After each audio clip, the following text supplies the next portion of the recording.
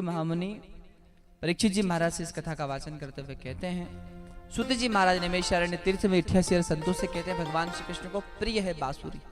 अभी तो गोपियां कहती अरे बास की बांसुरी की तब किन्नो तो है। और हम भी चाहें कि भगवान हमारे प्रिय हो जाए तो हमें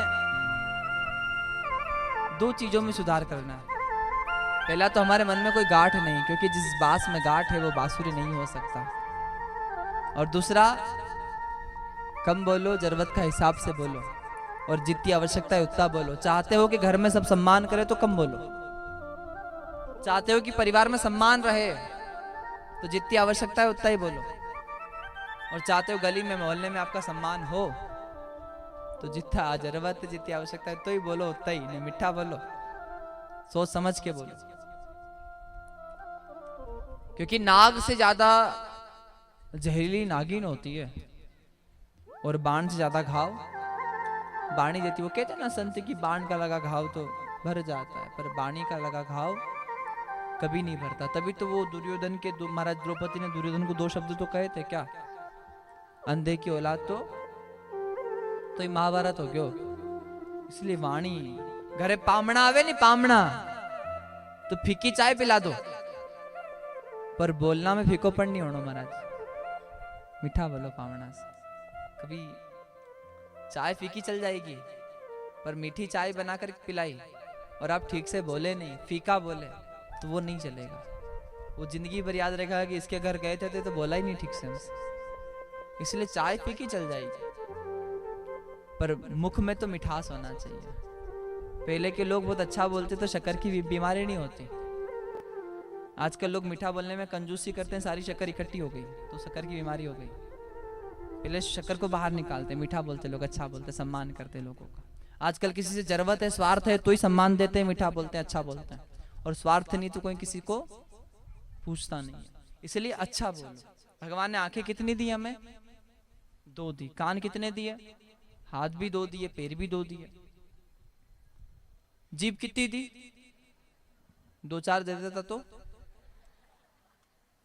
है। आंखें 2 दी, काम एक ही करती है देखने का।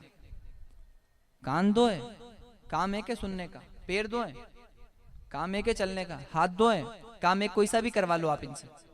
रोटी बनवा लो, गाड़ी चलवा लो, या कोई सा भी काम करवा लो, एक समय में एक काम करेंगे। पर जीभ एक है, काम कितना करे है? मेरे को घर नहीं टूटता हो, बोला तो बीच में जाके अरे 6 जने 2 शब्द बोल जाए तो घर। ये केची की तरह भी काम कर सकती है और सुई की तरह भी काम कर सकती है। लोगों के घर को जोड़ भी सकती है और लोगों को घर को तोड़ भी सकती है। पर धन्य वही है जिसकी जीभ सुई की तरह लोगों के रिश्तों को टूटने से बचाती है महाराज।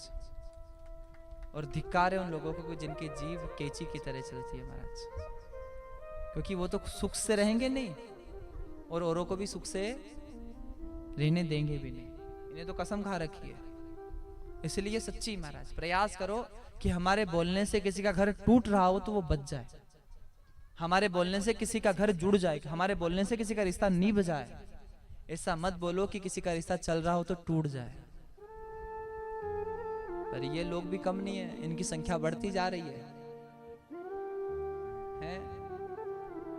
भक्तवर भगवान की बचना, सावधान रहना। जो लोग कानों में फूंक देते ना उनसे बचो, उनकी बात कभी ना सुनो। अपने महाराज सच्ची आज जीभ को प्रयास करो कि कम बोले, जब भी बोले तब अच्छा बोले, मीठा बोले।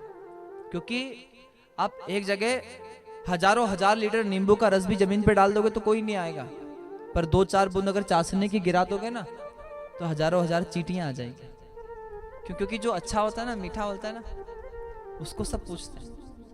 जो खट्टा होता है ना उसके पास कोई भी नहीं जाता है। पता है कि बोलवा को ज्ञान को नहीं, क्या पता क्या बोल जाएगा।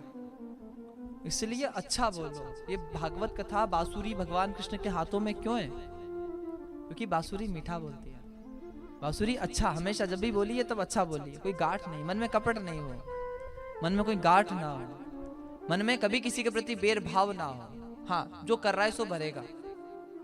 ओके नहीं, 3 छोरा, एक छोरो इंदौर ने, एक छोरो हाँ कोटा, ने एक छोरो मेरे हाडपिला में ही रहे और कोटा की बिजनी सांझे फोन लगाए, सासू जी कहीं आओ नो इंदौर वाली भी जने के माता जी ठीक तो रोटी खाई।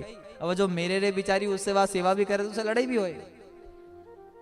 हाँ जो सेवा करे कई बर्तन महाराज तो वाह बुरी नवी दोई दूर से पूछ रही नहीं महाराज। और बुरा है तो बुरा ही सही, कभी यूं मत सोचो कि उनको लाड़ ज्यादा करन हमारे नहीं, कोई बात नहीं, अपनों कर्म ईमानदारी से निष्ठा से निभाओ, अपने भगवान तो देखे। तो ध्यान तो महाराज कभी बुरा मत बोलो, सास कुछ कह भी दे तो सुन लो, कोई बात नहीं, हमारी माँ है। अगर माँ आपसे कुछ कह दे तो नहीं सुनते हैं क्या? माँ भी तो कहती है, पिताजी को ससुर जी कह दे तो कहीं हमारे पिताजी हमें डांट नहीं लगाते थे? सुन लो कोई बात नहीं, पिताजी ने कह दिया है। और कभी बहू भी कुछ कह दे तो माताओं को भी सोचना चाहिए कि हमारी बेटी हमारी छोरी है, हमारी छोरी कहती तो नहीं सुनता कहीं, कोई बात नहीं, हमारी बेटी बहू ने कह दी तो एक भी सुन लो महाराज, कोई बात नहीं।